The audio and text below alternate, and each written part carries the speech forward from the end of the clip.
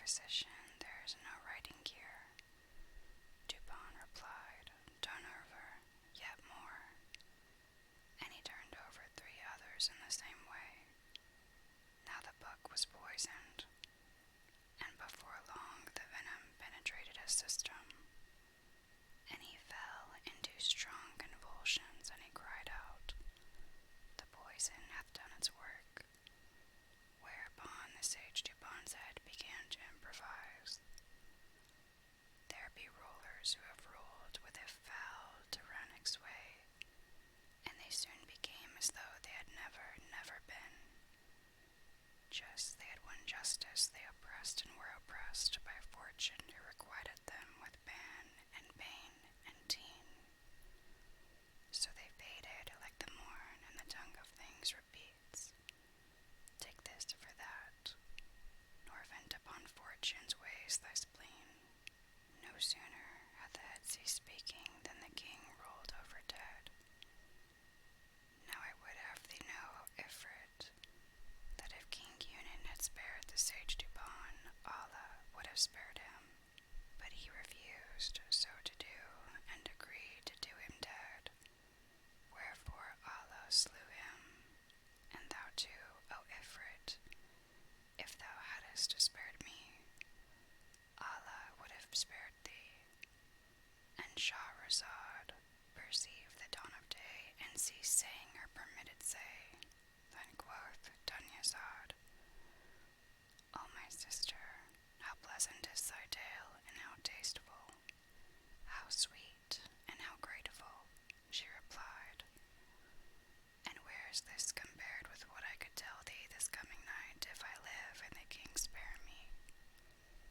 Said the king in himself, by Allah, I will not slay her until I hear the rest of her story, for truly it is wondrous. They rested that night in mutual embrace until dawn. Then the king went forth to his darbar. The wazirs and troops came in, and the audience hall was crowded. So the king gave orders, and judged, and appointed, and deposed, and bade and forbade the rest of that day. When the court broke up, and King Shahryar entered his palace, when it was the 6th night, her sister Dunyazad said to her, pray finish for us thy story. And she answered, I will, if the king give me leave. Say on, quoth the king. And she continued, it hath reached me, O auspicious king, that when the fisherman said to the Ifrit, if thou hadst spared me, I would have spared thee, but nothing would satisfy thee save my death. So now I will do thee die by jailing thee in this jar, and I will hurl thee into the sea. Then the Marid roared aloud and cried, Allah upon thee, O fisherman, don't. Spare me and pardon my past doings, and as I have been cruel, so be thou generous, for it is said among sayings that go current, O thou who doest good to him who hath done thee evil, suffice for the ill-doer his ill deeds, and do not deal with me as did Umama to Atika. Asked the fisherman, and what was their case? And the Ifrit answered, this is not the time for storytelling, and I in this prison, but set me free, and I will tell thee the tale. Quoth the fisherman, leave this language. There is no help but that thou be thrown back into the sea, nor is there any way for thy getting out of it for ever and ever. Vainly I placed myself under thy protection, and I humbled myself to thee with weeping, while thou soughtest only to slay me, who have done thee no injury deserving this at thy hands. Nay, so far from injuring thee by any evil act, I urged thee not but weal in releasing thee from that jail of thine.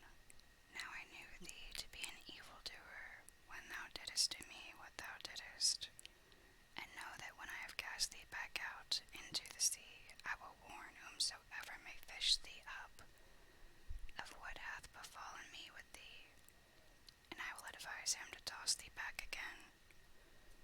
So shalt thou abide here under these waters till the end of time shall make an end of thee. But the Ifrit cried aloud, Set me free.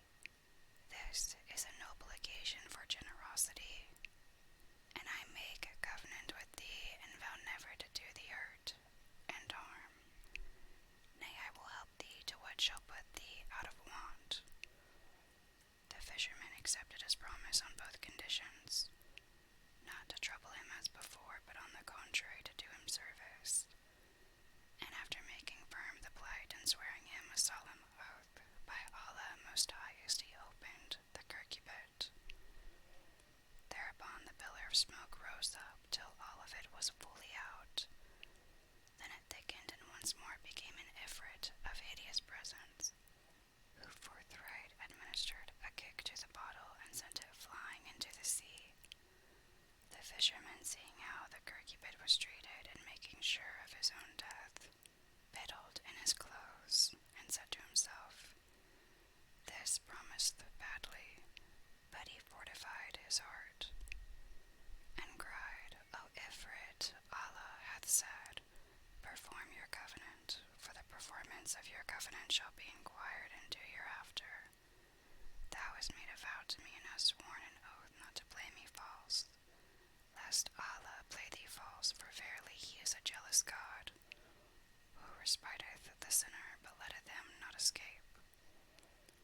I say to thee, as said the sage Duban to King Yunan, Spare me, so Allah may spare thee. The Ifrit burst into laughter and stalked away, saying to the fisherman, Follow me. And the man paced after him at a safe distance, for he was not assured of escape, till they had passed round the suburbs of the city. Thence they struck into the uncultivated grounds, and crossing them descended into the broad wilderness. And lo, in the midst of it stood a mountain torn.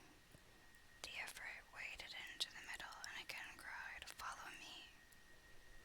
And when this was done, he took his stand in the center and bade the man cast his net and catch his fish. The fisherman looked into the water and was much astonished to see therein vari-colored fishes, white and red, blue and yellow.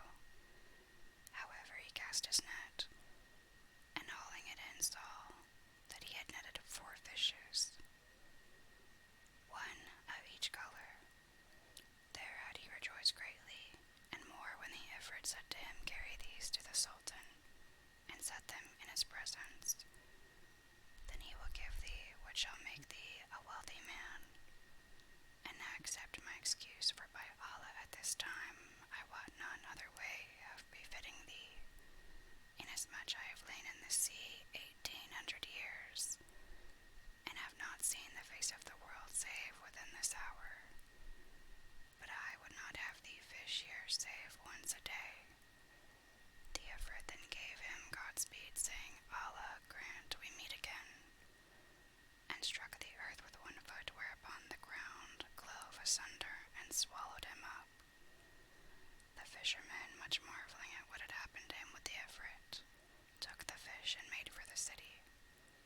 And as soon as he reached home, he filled an earthen bowl with water, and therein threw the fish, which began to struggle and wriggle about. Then he bore off the bowl upon his head, and repairing to the king's palace, even as the Ifrit had bidden him, laid the fish before the presence, and the king wondered with exceeding wonder at the sight, for never in his lifetime had he seen fishes like these in quality or in conformation. So he said, Give those fish to the stranger slave girl who now cooketh for us, meaning the bondmaiden whom the king of Roum had sent to him only 3 days before, so that he had not yet made trial of her talents in the dressing of meat. Thereupon the wazir carried the fish to the cook and bade her fry them. O damsel, the king sendeth this, say to thee, I have not treasured thee, O dear me, save for stress time of me, approve then to us this day thy delicate handiwork, and thy savory cooking. For this dish of fish is a present sent to the Sultan, and evidently a rarity. vizier, after he had carefully charged her, returned to the king, who commanded him to give the fisherman 400 dinars. He gave them accordingly, and the man took them to his bosom and ran off home, stumbling and falling and rising again, and deeming the whole thing to be a dream. However, he bought for his family all they wanted, and lastly he went to his wife in huge joy and gladness. So far concerning him, but as regards the cook-maid, she took the fish and cleansed them, and set them in the frying pan, basting them with oil till one side was dressed. Then she turned them over, and behold, the kitchen wall grave asunder, and therefrom came a young lady, fair of form, oval of face, perfect in grace, with eyelids which gold lines encase. Her dress was a silken head kerchief, fringed and tasselled with blue. A large ring hung from either ear, a pair of bracelets adorned her wrists. Rings with bezels of priceless gems were on her fingers, and she held in hand a long rod of rotten cane, which she thrust into the frying pan, saying, O fish, be ye constant to your covenant. When the cook-maiden saw this apparition, she swooned away. The young lady repeated her words a second time, and a third time, and at last the fishes raised their heads from the pan, saying in articulate speech, Yes, yes, began with one voice to recite, Come back, and so will I, keep faith, and so will I, and if ye fain forsake, all requite till quits we cry.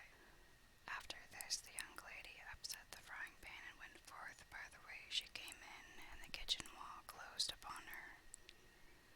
When the cook-maiden recovered from her fainting fit, she saw the 4 fishes charred black as charcoal, and crying out, his staff brake in his first bout, she again fell swooning to the ground. While she was in this case, the vizier came for the fish, and looking upon her as insensible she lay, not knowing Sunday from Thursday, shoving her with his foot, and said, Bring the fish for the Sultan. Thereupon, recovering from her fainting fit, she wept and informed her of her case and all that had befallen her. The vizier marveled greatly, and exclaiming, This is none other than a right strange matter, he sent after the fisherman and said to him, Thou, O fisherman, must needs fetch us 4 fishes like those thou broughtest before. Man repaired to the tarn and cast his net.